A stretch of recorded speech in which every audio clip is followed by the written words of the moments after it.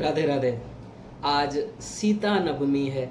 आज ही के दिन त्रेता युग में सीता मैया का प्राकट्य हुआ था। हम सभी पर करुणा बरसाने के लिए, कृपा बरसाने के लिए आज ही के दिन मैया का प्राकट्य हुआ था। तो आप सबको बहुत बहुत हार्दिक शुभकामनाएं इस सीता नवमी के शुभ अवसर पर। और सीता नवमी में हमको यही समझना है कि हमारी सनातन माता, असली माता सीता मैया ही हैं। संसार में जो माता पिता हैं ये शरीर के हैं और अनादिकाल से अनंत जन्मों में इस शरीर के अनंत माँ बाप हो चुके हैं। जिस जिस योनि में हम गए उस योनि के माता पिता हुए, लेकिन असली सनातन माता सीता मैया है। यही हमको समझना है, जो कि बहुत करुणामय है। उनके जैसा कृपालु कोई नहीं है। भगवान में जो कृपा शक्ति है वो कृपा शक्ति ही सीता मैया है। अर्थात भगवान की जो सबसे अंतरंगा शक्ति, लादनी शक्ति, उसका सार है सीता मैया। जो भगवान में कहा गया है कि कर्तुम अकर्तुम अन्यथा कर्तुम सर्व समर्थ, कि भगवान जो चाहे करें, जो चाहे न करें और जो चाहे उल्टा करें। ये जो सर्व समर्थ की शक्ति है, दिव्य शक्ति है, भगवान में जो कृपा शक्ति है, ये सब वो सीता मैया ही है। और प्रश्न आया, एक बार संतों ने पूछा कि राम जी और सीता मैया में सबसे ज्यादा कृपालु कौन है, सबसे ज्यादा दयालु कौन है। तो एक प्रकरण आता है रामचरितमानस के अरण्य कांड में कि एक बार इंद्र का बेटा जयंत, उसकी जो पत्नी थी, चित्रकूट में भगवान का दर्शन करने को आई थी। और दर्शन करके जब वापस इंद्रलोक में गई तो जयंत ने पूछा, तुम कहाँ गई थी? क्रोध से पूछा, तुम कहाँ गई थी? तो उसने कहा, धरती में चित्रकूट में भगवान का अवतार हुआ है, तो भगवान का दर्शन करने में गई थी। तो उसने कहा, मेरे पिता इंद्र को छोड़कर, मुझ जयंत को छोड़कर और कौन भगवान है जिसने धरती में जन्म लिया है, मैं भी तो जाकर देखूं। तो परीक्षा लेने के लिए गया। कौन? जयंत। क्या रूप धारण करके गया? कौवे का रूप धारण करके गया कि हम भी देखते हैं कौन भगवान है, कौन ये धरती में आ रखे हैं चित्रकूट में। और उस समय एक विचित्र लीला, एक सुंदर लीला भगवान का हो रहा था। क्या? एक बार चुने कुसुम सुहाए, निज कर भूषण राम बनाए, सीता ही पही राय प्रभु सादर, बैठे फटिक शिला पर सुंदर, बैठे फटिक शिला पर सुंदर। कि वहाँ पर भगवान अनेकों फूलों से श्रृंगार कर रहे थे जानकी मैया का। अनेक फूलों से विविध प्रकार के गहने बनाकर मैया का श्रृंगार कर रहे थे। उसी समय ये जयंत कौवे का रूप बनाकर आया। और रामचरितमानस में तो तुलसीदास जी महाराज कहते हैं कि चरण में, सीता जी के चरण में चोंच मार दिया। लेकिन वाल्मीकि रामायण में श्री वाल्मीकि मुनि कहते हैं चोंच में, चरण में नहीं, वक्षस्थल में उसने चोंच मारा, जिससे रक्त प्रवाहित होने लगा। और राम जी ने देखा, राम जी ने कहा, तेरी इतनी हिम्मत, तू ये बदतमीजी करता है यहाँ पर आकर, तेरा ये दुस्साहस। और तुरंत एक तीर छोड़ दिया। वो भागता भागता इंद्रलोक में आया कि पिताजी बचाइए। इंद्र ने कहा, आज हम नहीं बचा सकते पुत्र, तुम जल्दी से ये लोक को खाली कर दो, अन्यथा तुम्हारे चक्कर में हम भी फंस जाएंगे, तुम जल्दी जाओ। ऐसे ही ब्रह्मा के लोक में गया, विष्णु के लोक में गया, शंकर के लोक में गया, सभी ने मना कर दिया, भाई ये तुमने सुप्रीम पावर से पंगा लिया है, हम कुछ भी नहीं कर सकते, तुम जल्दी निकल जाओ यहाँ से। तो सब जगह से निराश हो गया, किसी ने कुछ मदद कर ही नहीं सके और ना ही कर सकते हैं, क्योंकि भगवान ने छोड़ा है। तो तब इस जयंत को नारद जी मिल गए। ये तो जा रहा था, इसने नारद जी को नहीं देखा, नारद जी ने देख लिया कि ये बहुत उदास है और नारद जी जान गए कि इसने गलती की है और नारद जी के मन में दया आ गई, क्योंकि संत का हृदय तो होता ही है दयामय। संत हृदय नवनीत समाना, अत्यंत कोमल हृदय होता है संतों का। तो नारद देखा बिकल जयंता, लगी दया को मल चित संता। नारद जी ने देखा बहुत उदास है, इस पर कृपा करना चाहिए। संत कृपा ही करते हैं, वो कृपा के सिवाय कुछ कर नहीं सकते, क्योंकि भगवत प्राप्ति के बाद जीव भगवत स्वरूप भगवान के समान ही कृपालु हो जाता है और वो केवल कृपा ही करता है। और नारद जी ने कहा तुम चिंता मत करो, किसी के पास मत जाओ, भगवान के पास ही जाओ, उनके यहाँ जाओ, उनकी शरणागति करो। लेकिन ये तो शरणागति करना भी नहीं जानता था। जैसे ही वहां पर गया, शरणागति मतलब साष्टांग दंडवत नहीं किया, चरण है भगवान के तरफ और मुख है विपरीत दिशा में, मतलब इसको शरणागति भी साष्टांग दंडवत करना भी नहीं आता। तब सीता मैया ने उसको उल्टा दिया, अर्थात उसके मुख को भगवान के चरणों में रख दिया, उसके सिर को भगवान के चरणों में रख दिया, ठीक से साष्टांग करवा दिया।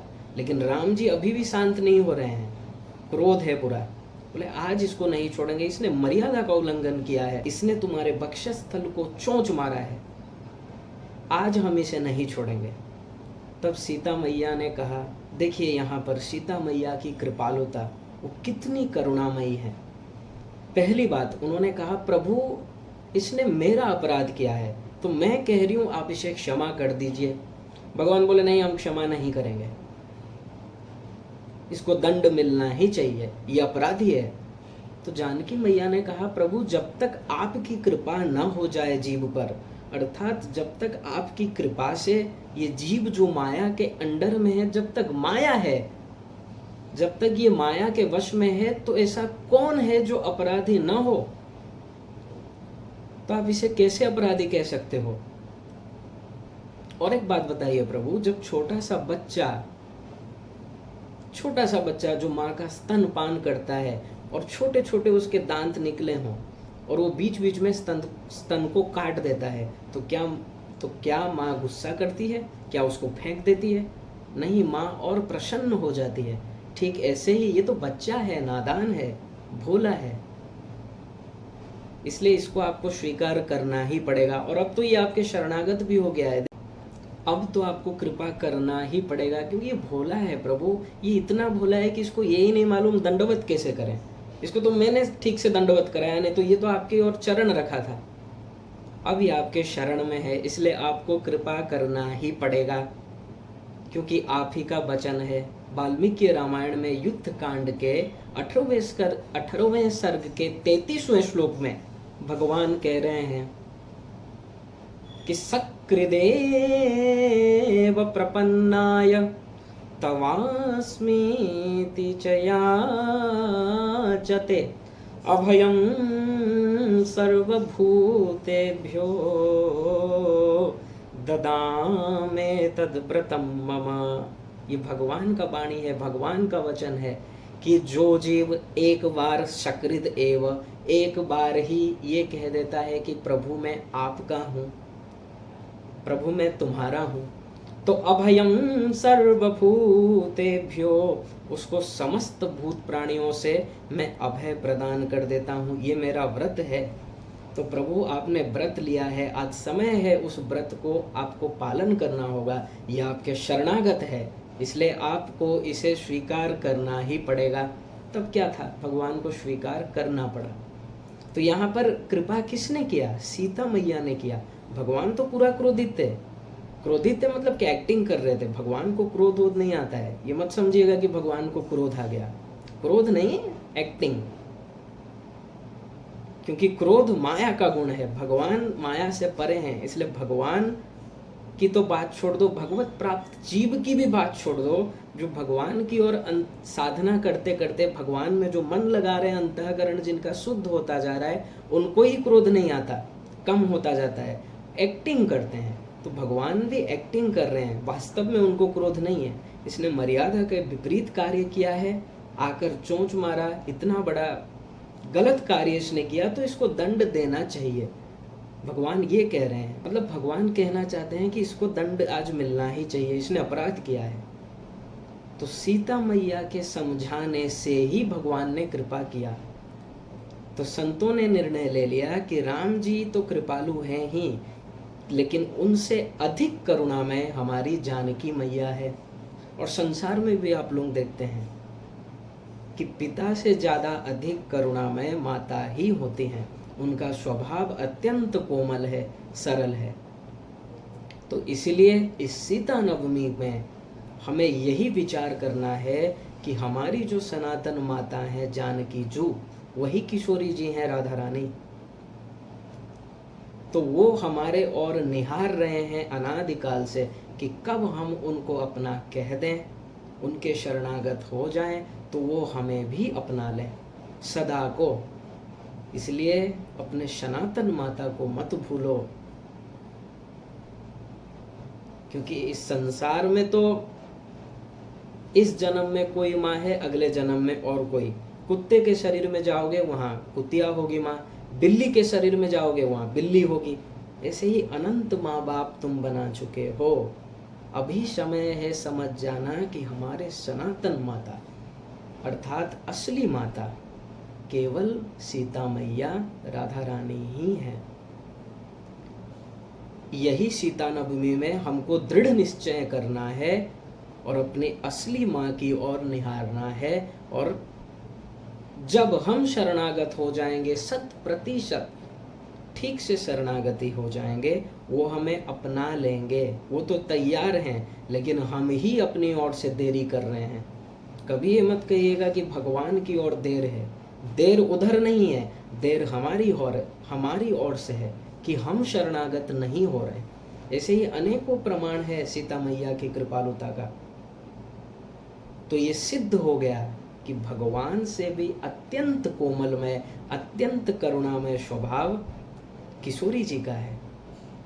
क्योंकि भगवान में जो ये कृपा शक्ति है वही किशोरी जी हैं। इसलिए किशोरी जी के कृपा के बिना भगवत प्राप्ति नहीं हो सकती।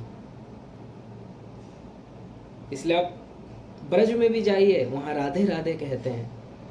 कहीं कहा गया है कि कृष्ण राधा, पहले राधा कहा गया फिर कृष्ण, राधा कृष्ण। ऐसे ही अयोध्या में सीता राम, पहले सीता जी का नाम फिर राम जी।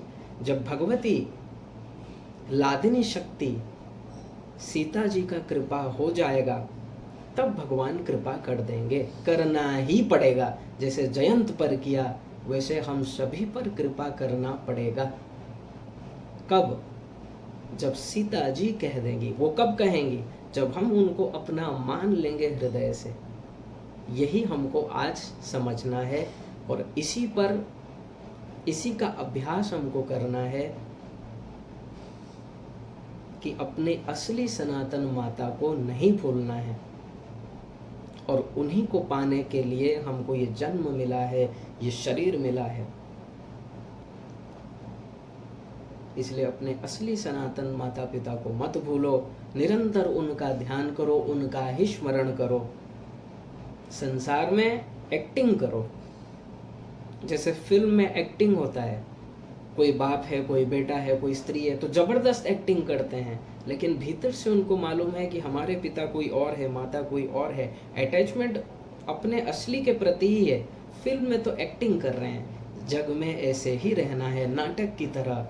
और जल्द से जल्द अपना मन भगवान में लगा दो, सीता मैया में लगा दो, तभी हमारा कल्याण हो जाएगा। और इसी के लिए ही हमको ये मनुष्य शरीर मिला है। अनंत जन्म बर्बाद हो चुके हैं, अनंत जन्मों में अनंत बार हम सुन चुके हैं ये सब बात, लेकिन आज तक नहीं माने। यही दुर्भाग्य है। अब मान लो, जिद मत करो।